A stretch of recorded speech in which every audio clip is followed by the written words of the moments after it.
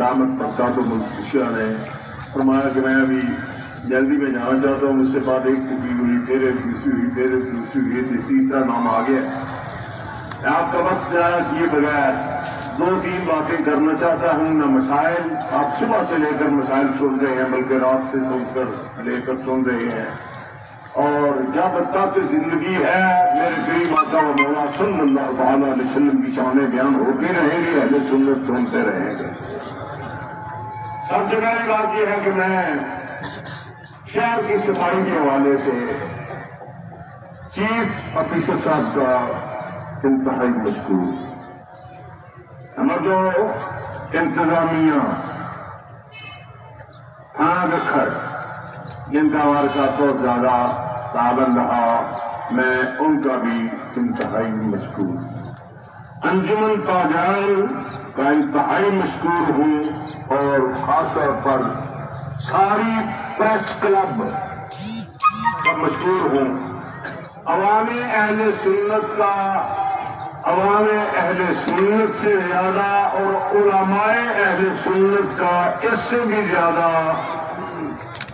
مجھے شکریہ ادا نہیں کرنا چاہیے، کیونکہ یہ میرا کام تو تھا نہیں۔ جیسے وہ بیان فرما رہے تھے، ما ان مدحت محمدا بمقالتی لیکن مدحت مقالتی بمحمدی، ہم جو کام بھی کرتے ہیں اپنے فائدے کے لیے کرتے ہیں، رسول اللہ کی نسبت سے ہمارے دنیا اور آخرت بہتر ہو رہی ہے، رسول اللہ پر کوئی احسان نہیں۔ لفظوں سے لفظ نکلتے ہیں، باتوں سے باتیں نکلتی ہیں۔ کبھی ایسے ہوا تھا، ابھی میں آخر میں ایک جملہ کہنا چاہتا ہوں، اس سے پہلے یہ لفظ آپ سن لیں۔ ایک تحریر لکھی گئی کسی حوالے سے، جو یا تو میں نے پڑھی نہیں یا مکمل طور پر میں نے سمجھی نہیں، یہ پریس والے خاص طور پر نوٹ کریں اور عوام بھی، یا میں نے سنی نہیں یا میں نے سمجھی نہیں۔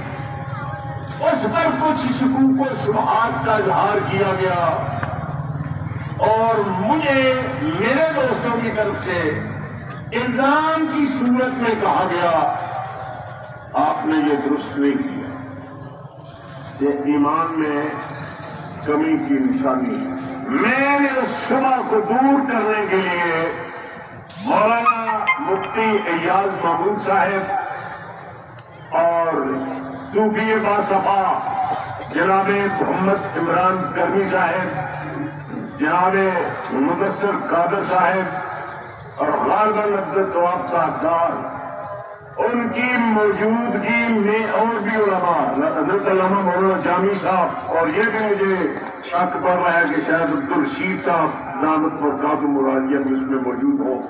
ان تمام احباب کے سامنے حضرت علامہ مولانا مفتی محمد اشرف القادری رحمۃ اللہ تعالی علیہ مراریہ شریف، ان کی خدمت میں حاضر ہو کر یہ میں نے عرض کی کہ مجھے اس بات پر کچھ شک گزر رہا ہے میرے ایمان میں، اگر اس میں کوئی کمی ہے تو میں اس پر توبہ کرتا ہوں۔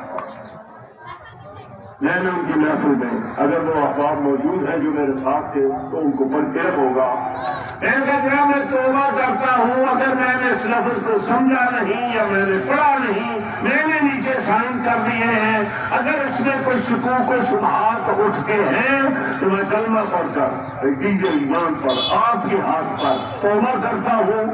کوئی بھی لفظ اہل سنت میں نبی کریم صلی اللہ تعالیٰ علیہ وسلم کی بے ادبی کا ان میں ایمان نہیں رہنے دیتا، صحابہ کرام کی بے ادبی کا لفظ اہل سنت میں ایمان نہیں رہنے دیتا، اہل بیت کی بے ادبی کا لفظ ان میں ایمان نہیں رہنے دیتا، اسی طرح اولیاء کرام اور مشائخ اعظام کی کیفیت ہے۔ تو ایک بات جو میں بالخصوص عوام اہل سنت سے کہنا چاہتا ہوں، فیس بک سے بچیں، فیس بک سے بچیں، پلیز فیس بک سے بچیں۔ دوسرے لوگوں کو موقع مل گیا ہے، نہ مرزائی ہمیں کچھ کہہ رہے ہیں، نہ دیوبندی ہمیں کچھ کہہ رہے ہیں، نہ حدیث ہمیں کچھ کہہ رہے ہیں، نہ شیعہ ہمیں کچھ کہہ رہے ہیں۔ ہمارے علماء صبح شام دست و گریباں ہیں ایک دوسرے سے، اور گالی گلوچ تک نوبت پہنچ چکی۔ اس سے بچے. میں بزرگوں کی خدمت میں بھی میں عرض کروں گا کہ اللہ تعالیٰ ہمیں تمام بزرگان دین کی بےعزتیوں سے بچائے. اگر آپ مل بیٹھیں گے تو ہمارا بھی بھلا ہو جائے گا. دوسری بات یہ ہے، جیسے شاہ صاحب نے بھی فرمائی، حضرت علامہ صاحب رضوی دعوت مرکز القدسیہ کو بے جا حبس بجا میں 5-6 ماہ سے بغیر قصور کے رکھا ہوا ہے. آپ کو پتا ہے یہی حکومت کے ملک سے بھاگنے کا ایک ذریعہ ہے.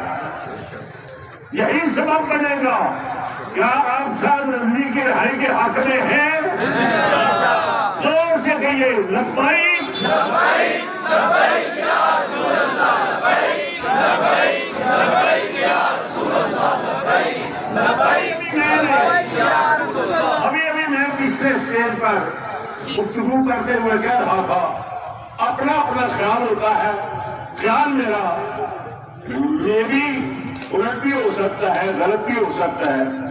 میں دوستوں کو کہا کرتا ہوں، میں کسی مسجد کا یا کسی مزار کے گنبد کو سبز رنگ میں تبدیل کرنے کا قائل نہیں ہوں. میرے خیال میں ایک ہی گنبد خضرا ہے اور اس کی مثال کا کوئی گنبد نہیں ہے،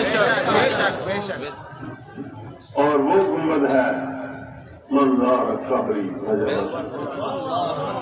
تشبیہیں بنا کر رکھنا، یہ جو آپ کے سامنے پڑی ہے. ایک بات، چلو تشبیہیں بن گئی، آپ نے دیکھ لی، آپ ادھر سے گزر گئے، آپ نے فنکاروں کی تعریف کر دی، آپ فنکاروں کی تعریف کر کے گزرے.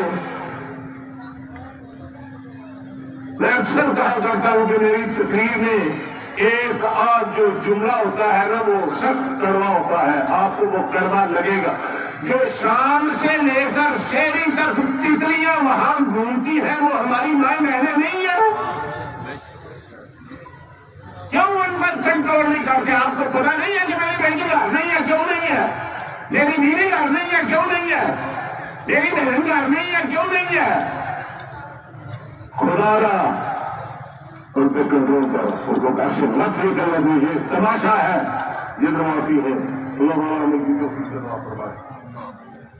میں انتہائی مشہور ہوں. ترجمان حقیقت اس وقت پوری دنیا میں دکن کی پہچان عالمی مبلغ اسلام